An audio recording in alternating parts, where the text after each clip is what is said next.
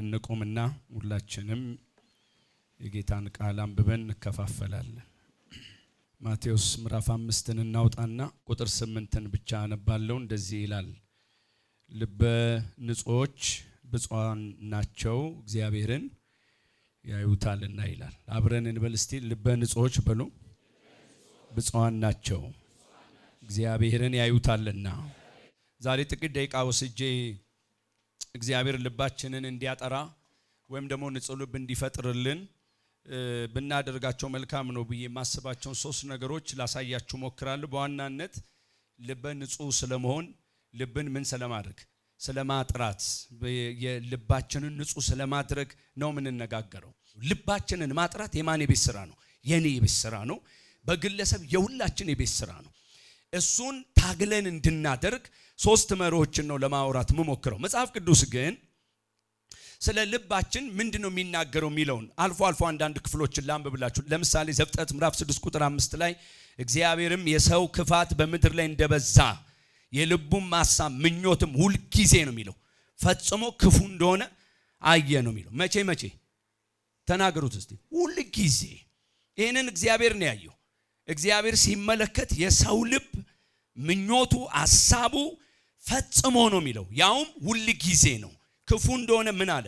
አየ ይላል መጽሐፍ ቅዱሳችን። እዚህ ክፍል ላይ ብቻ ሳይሆን ኤርምያስም የሰው ልብ ከሁሉ ይልቅ ተንኮለኛ እጅግም ክፉ ነው ማንስ ያውቀዋል ይላል። አታስታውሱም? ኤርምያስ ምዕራፍ 17:9 ላይ ማለት ነው።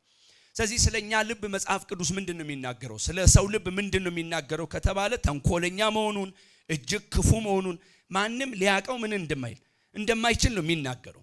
በጣም በተለየ መልኩ ራሴን ጨምሮ ማዕተብ የተሰጠው ያንተን ልብ እኔ እውቅና ሰጥልሃለሁ የተባለ ካለ ሰየው። ጦርነት አለብን፣ ትግል አለብን። በየጊዜው በየሁኔታው ራሳችንን ምን ማድረግ ማስታረቅ በጣም ይጠበቅብናል። ላያችን ላይ መስራት ይጠበቅብናል። በተረፈ ግን ስለ ልባችን መጽሐፍ ቅዱስ የሚናገረው እሱን ነው።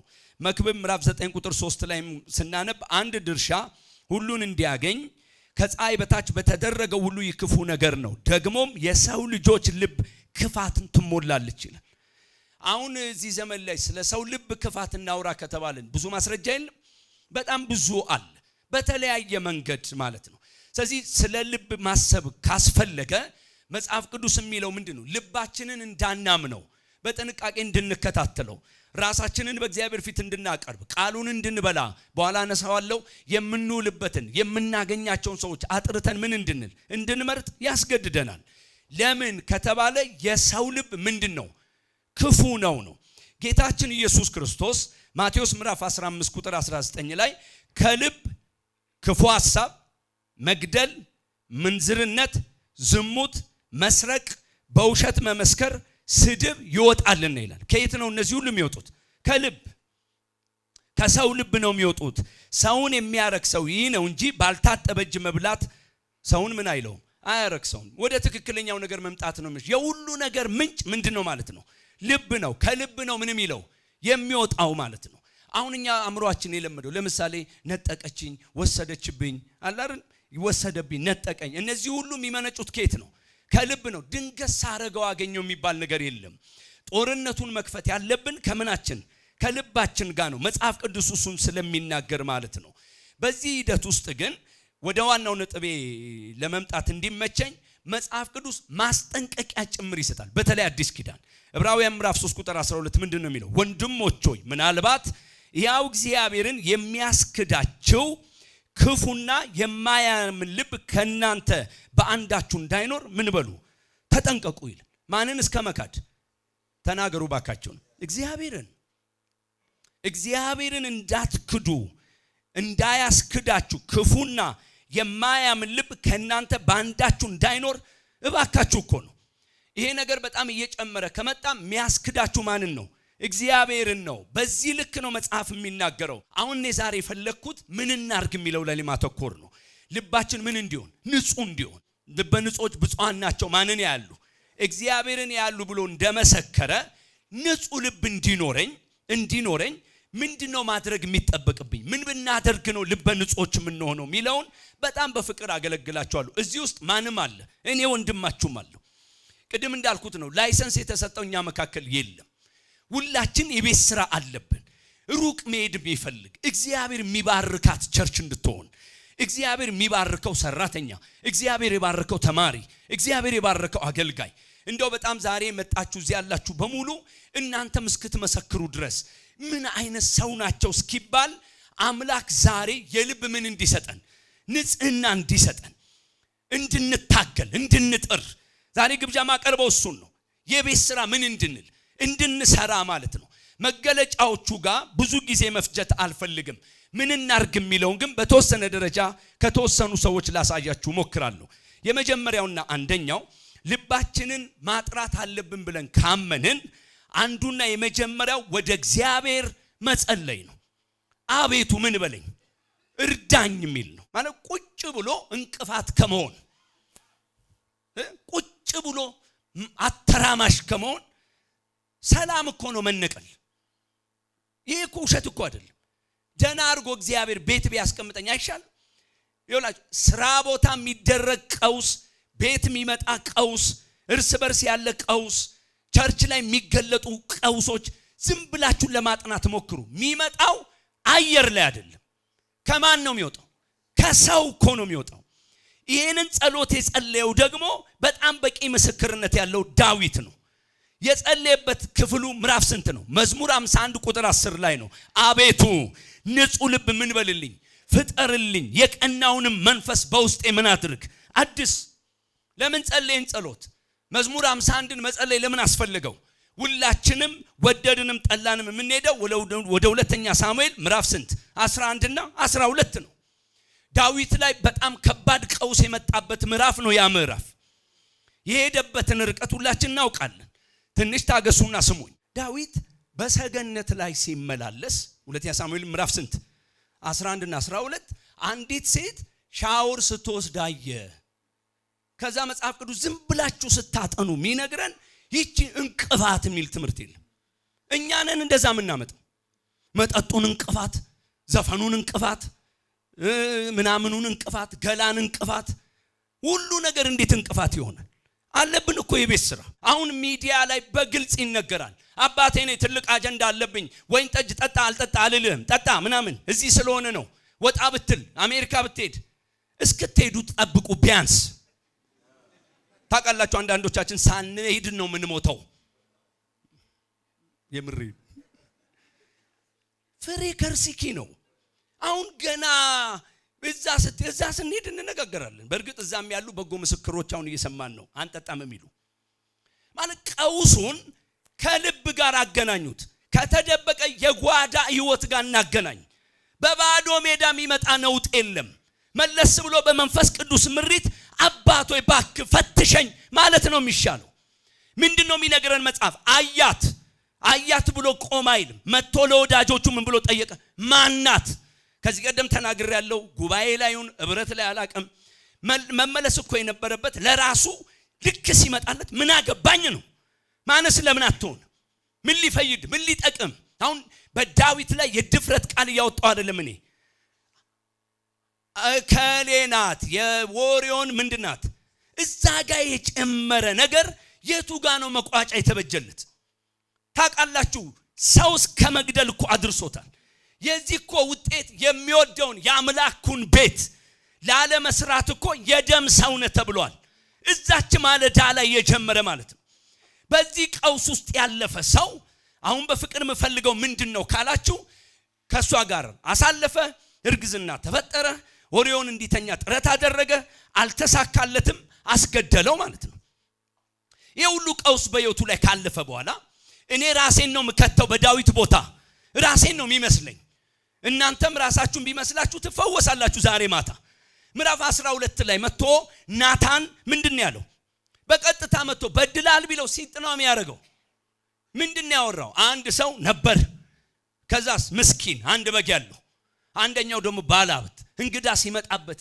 ከሰው ቤት አምጥቶ አረደ ሲባል የሚያደርገውን እኮ ነው ያሳጣው እንዴት አራት በግ ያለው አንድ እንዴት ይገላል እንዲህ አይነት ሰው አለው ይገደል እጥፍ ይክፈል ኤፍሬምን አይመስልም አሁን ይሁን እኛ ጋር እስከሚመጣ በዚህ እውነተኛ ብርሃን መብራቱ እስከሚያበራ በስመ አብ አንተነ ሲለው እግዚአብሔር ምህረት ሲያደርግለት ከዛ በኋላ ሰይፍ አላነሳም።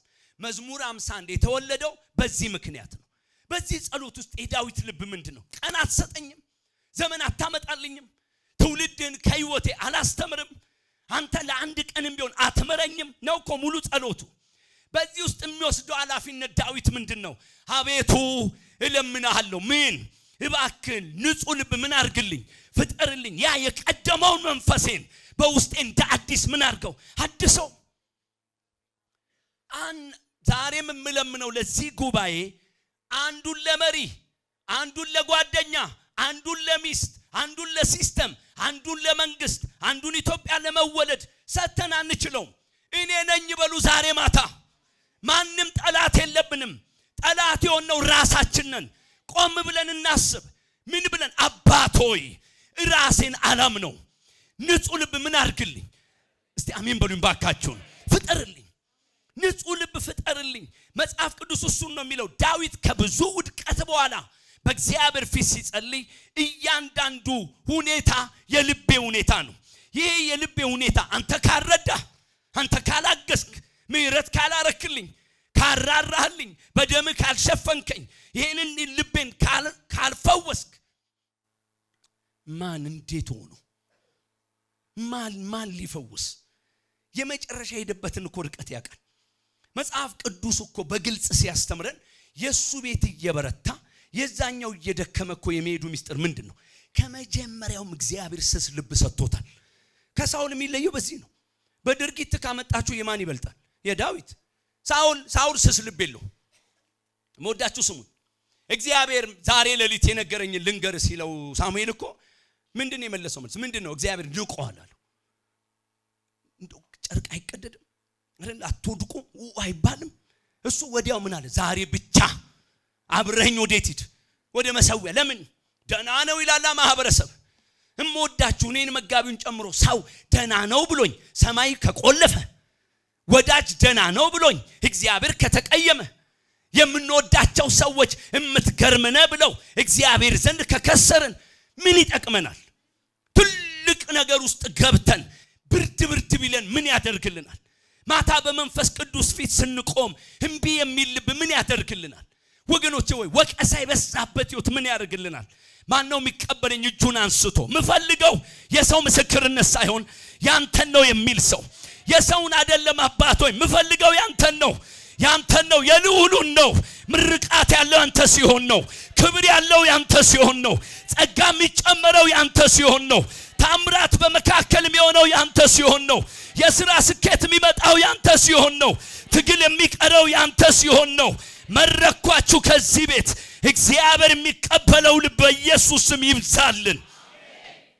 እዚህ እንደ መጋቢ እንደ ፊተኛ እንደ አገልጋይ ከተቀበላችሁኝ ጌታ ሆይ ልቤ ብቻ እንዲፈወስ ነው ጾም ጸሎት የምገባው በሉና ጾም ጸሎት ግቡ። የእውነቴ እኮ ነው። ድሮ ጌታን እኔ አሁን ለእንትን አይደለም በእንግዲህ ገና ሙሉ ጊዜ ነው የሰጠው አካባቢ እዚህ ቸርች ያው እዚህ ያሉ አያላን አሉ። ይሄ አፕሪሼት መደራረግ ማጨብጨብ የሚገርም ጊዜ ነበር። ዋው ዱምቡሎ ሚለን የለም። ያው ማንንም ራሱ ወጥተህ ስትወርድ ራሱ አይታወቅም። ግን ኮሽ የሚል ልብ የለም። እሱ ነው እንደሚደንቅ ትርጉሙ ራሱ የለም። አሁን እኮ ትርጉም ስላለ ነው። ያኔ ትርጉም ራሱ የለም። ስንመከርስ ያው ሰው በቅርባ ስንመከርስ ይኸውልህ ትንሽ ከፍ ያልክ ከመሰላቸው መሪዎች ምን ነው ቤኒን ሉናልክ እንዴ ነው የምንመከረው። ግን ያኔ ተሰባብሮ መውደቅ የሚባል የለም። ለጥቅሜ ሚል ነው ትርጉሙ። ለራሴ ሚል ስድባ ያቆም፣ ትችታ ያቆም፣ ኩርፋ ያቆም፣ ዱላ አሁን ፊት እንዲህ ከዞረ አብሮ አገልግሎታችን እኮ ይዞራል። ውሸት ነው እንደዚህ ይዞራል። ተወዳቸዋለሁ። ዛሬ ዝጉና አንድ ጸሎት እንጸልይ። ልቤን ፈውስልኝ። በቃ አይኔን ከሚስቴ ላይ አንሳ፣ ከልጆቼ ላይ አንሳ፣ ከጓደኞቼ ላይ አንሳ፣ ከቸርች ላይ አንሳና አንተ ፈውሰኝ። እሱ ነው የምፈልገው። እንዲፈውሰን፣ እንዲለውጠን፣ ንጹህ ልብ እንዲፈጥርልን በማን ፊት? በእግዚአብሔር ፊት መጸለይ ይብዛል። አጠገባቸው ያለውን ሰው ቢጎዳ እግዚአብሔር ጣልቃ ይገባልሃል በሉልኝ። በደንብ አጋንንት ከሆነ ይመታል በሉት። ያንተ ከሆነ ጸሎትና ፈውስ ብቻ ነው፣ ምሕረት ብቻ ነው፣ ሌላ የለው። አታውቁም? አሁን ላባ ያዕቆብ ላይ ተነስቷል አልተነሳም? የእጁ ተሰጥቶታል አልተሰጠው? ተሰጥቶታል። ጳውሎስ ላይ አንጥረኛው እስክንድሮስ ተነስቷል አልተነሳም? የእጁን ይስጠው አልተባለ? አትፍሩ ከሰው የሚመጣ ከክፉም ከዚህ የሚመጣ ግን አደጋ አለው።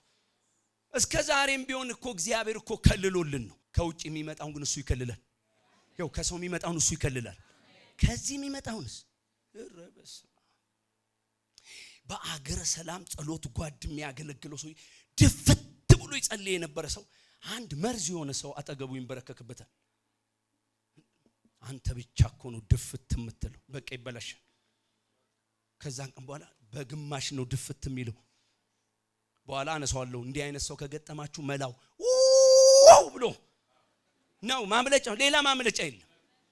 እስቲ ውሸት ካወራው መልሱልኝ። ከመጀመሪያው አዳም ጀምሮ ትልቁ የጠላት ስራ ምንድነው? እንድትነቁ ማድረግ አይደለም ወይ? ያልነቃ እኮ አሁንም በሰላም ነው የሚኖረው። እውነት አይደለም ወይ?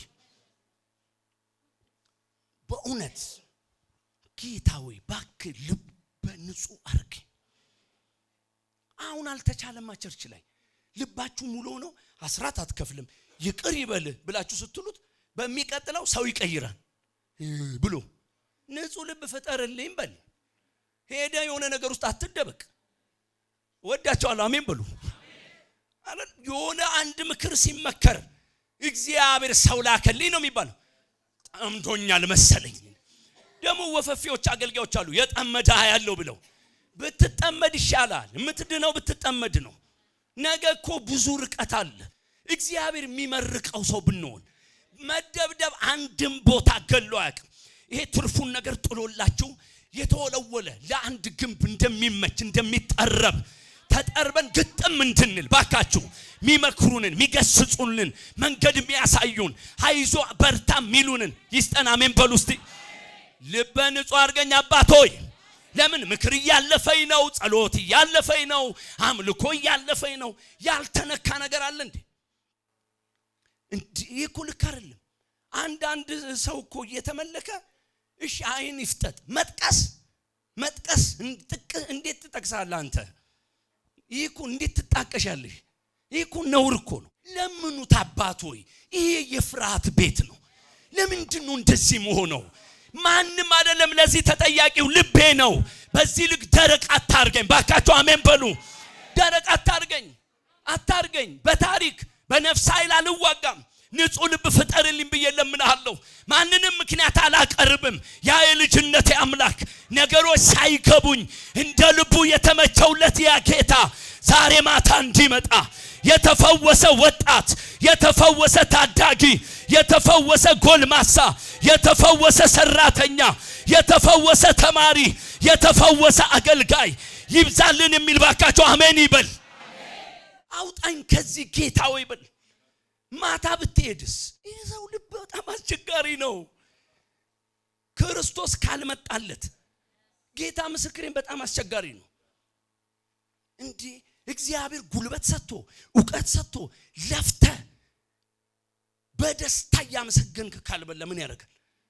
ሰው ሰዓት አጣርቶ ማንም የማይመጣበት ምግብ ቤት ቼክ አድርጎ ልብን አድን። ምን አስጨነቃባት? እግርን ሰቅለ ብላ ለበላተኛ መብልን የሰጠ አንዳንድ ሰው አስቡ ነው የሚበለው። እንደዛው ተወርዶ ይሄ እኮ ነውር ነው። አድነኝ ጌታ እንደዛ ነው። አድነኝ እባክህን አድነኝ። ዛሬ ማታ ወደ ጌታ በሄድስ ሳትቀምሰው ሳትነካው ፈውስልኝ ልቤን አባት ሆይ ይሁንልን። መጽሐፍ ቅዱሳችን እሱም ብቻ ግን ሳይሆን ሚለን በፍጥነት ላንሳ። ሁለተኛው ምንድነው ከተባለ ወዳጅ ጓደኛ ምረጡ። ንጹህ ልብ አንዱ የሚፈጠርልን በሰው ምርጫ ነው።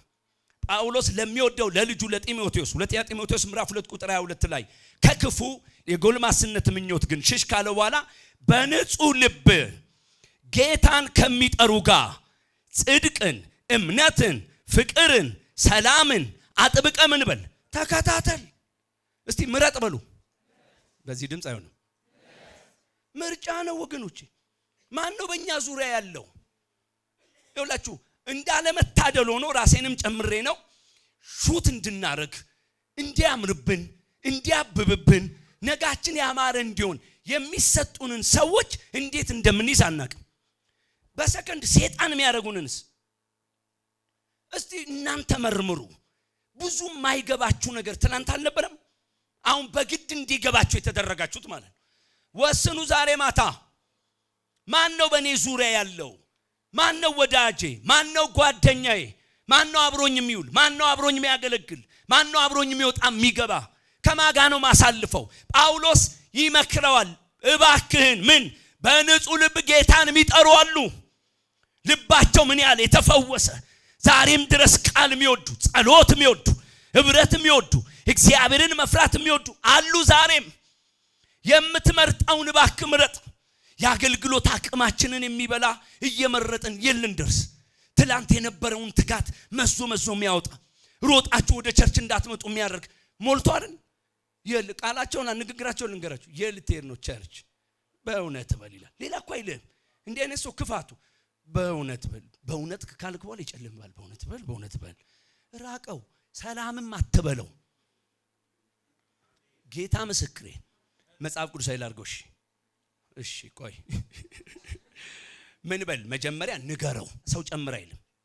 ወደ ቤተ ክርስቲያን ናና እንዲነገረው አርክ።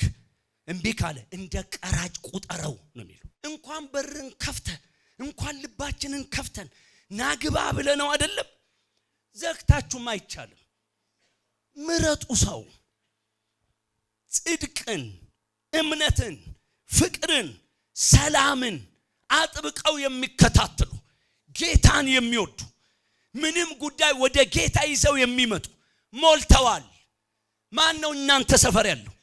ማን ነው ከናንተ ጋር የሚውል? እዚህ ያላችሁ ታዳጊዎች ከማጋ ነው ጓደኛ የሆናችሁት? ንጹህ ልብ የምንፈልግ ከሆነ ሰው አስተዋጽኦ ከፍተኛ ነው። ከኔ ጋር ናችሁ ወይ? በጣም ከፍተኛ ነው። ከዛ ውጪ ሊሆን የሚችል ነገር የለም።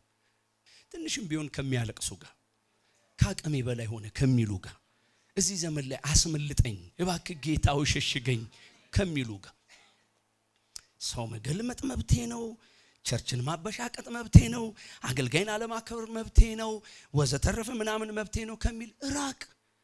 ጌታን አይጠቅምም። እግዚአብሔር የመረቀን ሆነን እንድንጨርስ መጨረሻችን ምን እንዲል ያማረ እንዲሆን። ሕይወት እኮ እቺ ብቻ አይደለችም። እወድሃለሁ ልጄ ጢሞቴዎስ ሆይ ምን አድርግ? በንጹህ ልብ ጌታን ከሚጠሩ ጋር ጽድቅን፣ እምነትን፣ ፍቅርን፣ ሰላምን አጥብቀ ምን በል ተከታተል። ለመርቃችሁ ከጸለይክ ቆየህ የሚሉ ጓደኞች ይስጣችሁ ባካችሁ። አሜን በሉኝ። ወደ ቸርች ና የሚሏችሁን ያብዛላችሁ። ቤታችሁን እንድታከብሩ የሚያደርጓችሁን ያብዛላችሁ። የጀመራችሁትን እንድትጨርሱ የሚያደርጉ ያብዛላችሁ። ወስኑ ዛሬ። መቋጫውን ተናግሬን ጸልይ። ያዕቆብ ምዕራፍ 4 ቁጥር 8 ብቻ ላንብብ። ወደ እግዚአብሔር ቅረቡ ወደ እናንተም ይቀርባል። እናንተ ኃጢአተኞች እጆቻችሁን አንጹ። ሁለት ሐሳብም ያላችሁ እናንተ ልባችሁን ምን በሉ አጥሩ። የግል ውሳኔ ይጠይቃል። በእግዚአብሔር ፊት ጸልዩ። ወዳጅ ቼክ አድርጉ። የመጨረሻው ወስኑ። አቤቱ ወስኑ።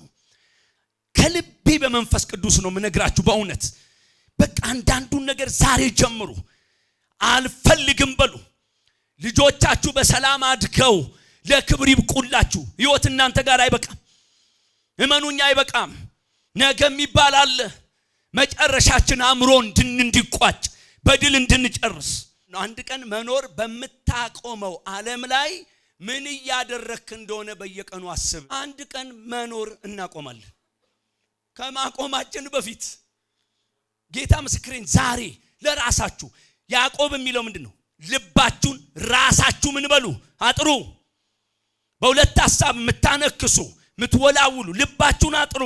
ማንኛውም መለኮታዊ እርዳታ ፍሬ የሚያፈራው፣ ጸሎት ፍሬ የሚያፈራው፣ የምናካፍለው ቃል ፍሬ የሚያፈራው፣ ፌሎሺፓችን ፍሬ የሚያፈራው ስንወስን ነው። ካልወሰንን እኮ አይሆንም። ዛሬ ማታ ቢያንስ ወስኑ። መንፈስ ቅዱስ የሚጠቁማችሁን እሱ ያውቃል። ዛሬ ግን ወስኑ።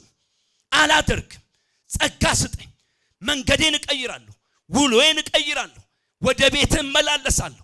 ማንኛውም አምላክ ሆይ አንተን እኔ ለማገዝ ስትመጣ የሚከለክል ልብ እንዲኖረኝ አልፈልግም። ልብን ከክፉ ሐሳብ የማጥራት ጉዳይ የውሳኔ ጉዳይ ነው። ቤት የመዝጋት ጉዳይ ነው። ቃል የማጥናት ጉዳይ ነው። የመጾም የመጸለይ ጉዳይ ነው። መንፈሳዊ ለመሆን የመጨከን ጉዳይ ነው።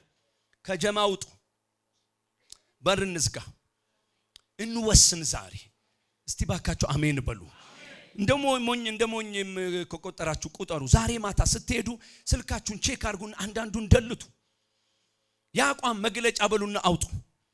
የነበረን ነገር እንደገና እንዲመጣ እግዚአብሔር የሚመርቀው ትውልድ እንዲበዛ ቤተክርስቲያን ከዚህ በላይ እንድታብብ ከተማውን መውረስ እንድንችል በመትኖሩበት የተጽኖ ሰው ሆናችሁ እንድትጨርሱ ዛሬ ማታ የውሳኔ ማታ ይሁንልን።